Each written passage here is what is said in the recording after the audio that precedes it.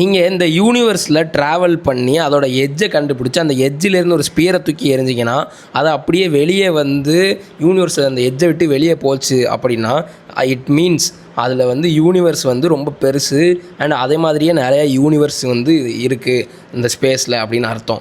இப்போ அப்படியே நீங்கள் வந்து அந்த ஸ்பியரை தூக்கி எறியும் போது அது அப்படியே பவுன்ஸ் ஆச்சு அப்படின்னா அதுக்கு என்ன அர்த்தம்னா அங்கே வந்து ஒரு எண்டு இருக்குது, அதுக்கப்புறம் எதுவுமே இல்லைன்னு அர்த்தம். எதுவுமே இல்லைன்னா எதுவுமே இல்லைன்னு தான் அர்த்தம்.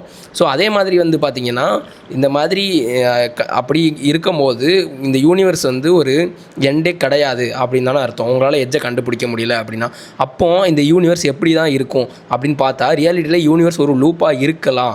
அப்படி இருந்துச்சு அப்படின்னா நீங்கள் எவ்வளோ தான் தூரம் ட்ராவல் பண்ணி எட்ஜை கண்டுபிடிக்க ட்ரை பண்ணாலும் உங்களால் எட்ஜை கண்டுபிடிக்க திருப்பி அதே இடத்துல தான் வந்து நிற்பீங்க. So universe is a loop இருக்கலாம். ஓகேவா? இருக்கலாம் தான். It's unpredictable. சப்ஸ்கிரைப்.